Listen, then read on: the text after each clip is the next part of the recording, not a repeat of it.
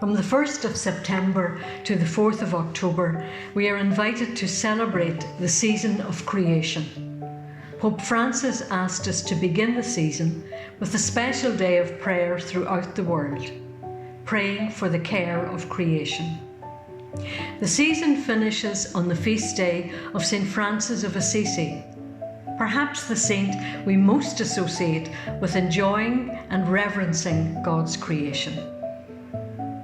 When I think of creation, I think of the Genesis story. Let there be light, and there was light. Let dry land appear, and the mass of water the seas. Let the waters teem with living creatures.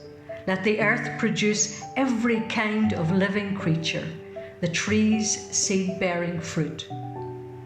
And the refrain after each element was created was, God saw that it was good. And of course, male and female he created them, in his own image and likeness. And he invited us to be custodians of all he made.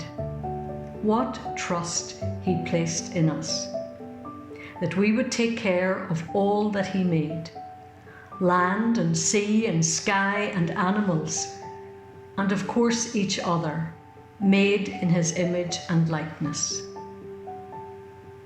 How are we treating these precious gifts? His people, his animals, his natural resources. We cannot escape the fact that our stewardship of the earth has been found wanting. And perhaps our reflection in the season of creation will begin with repentance for how we have casually treated these precious gifts. Repentance always invites us to think again, to make a change, to do things differently. Is there something each one of us could do differently, which would be our contribution to care of the earth? Perhaps it will begin with our taking time to appreciate nature. Here in the beauty of the Celtic garden, we honour the men and women of the Golden Age who had a deep respect and were in tune with nature. The sea and the winds took them to far-off destinations to preach the gospel.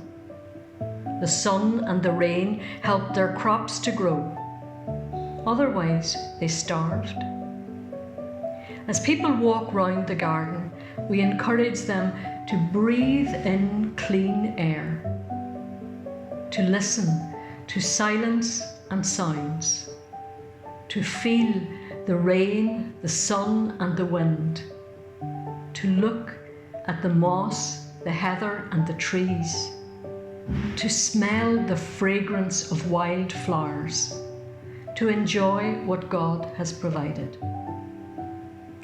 The ancient monasteries were places where the poor, the sick could go for shelter or food or sanctuary.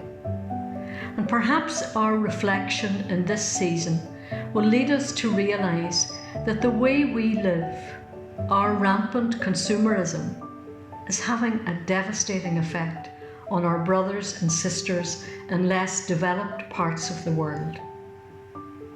Now is the time to make one small change. Maybe in our use of energy, our use of food, of nature, our sharing with the poor. Imagine the effect if everybody did one thing. Responding to the invitation of the one who gave everything, his body broken, his blood poured forth.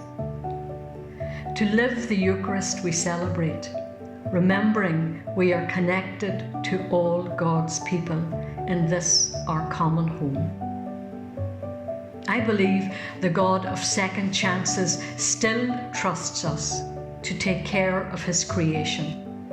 And as we open ourselves to his Spirit, we will have the insight and the strength to live as he wants us to live, caring for all creation.